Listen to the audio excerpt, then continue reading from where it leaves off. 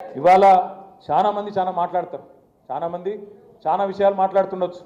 నాకు నిజంగా నిన్న మొన్న కొన్ని ఇక్కడ బయట అడ్వర్టైజ్మెంట్లు పెట్టిరు, అది చూస్తే ఏడవాళ్ళు నవ్వని అర్థం కాలే.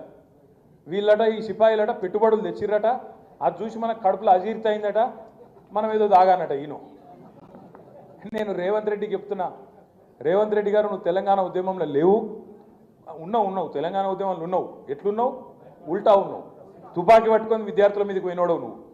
సరే నీ అదృష్టం బాగుంది, కभी का एक बार అడ్డిమారి గుడ్డి దెబ్బ లగ్తా, తుమ్ బన్ గయే, అచ్చి బాత్ హై, కోయి తక్లీఫ్ నీ హై. ఉండు, పదవిలో ఉన్నావు, సంతోషంగా ఉండు, సంతోషంగా పని చేసుకో. రేవంత్ రెడ్డి గారికి నేను చెప్తున్నా, కాంగ్రెస్కు టీఆర్ఎస్కు తేడా ఏంది అంటే, టీఆర్ఎస్ పాత్ర ఏంది తెలంగాణ ఉద్యమంలో?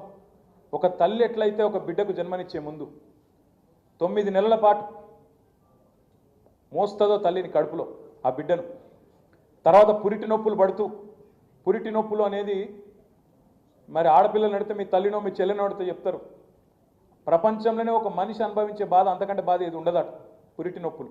ఒక గంత అవస్థ అనుభవించి ఒక బిడ్డకు జన్మనిస్తుంది తల్లి.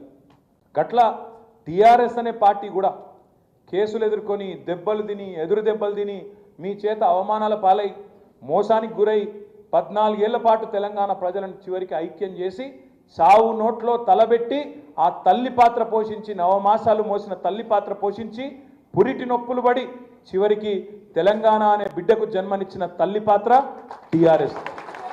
నీ పాత్ర ఏంది?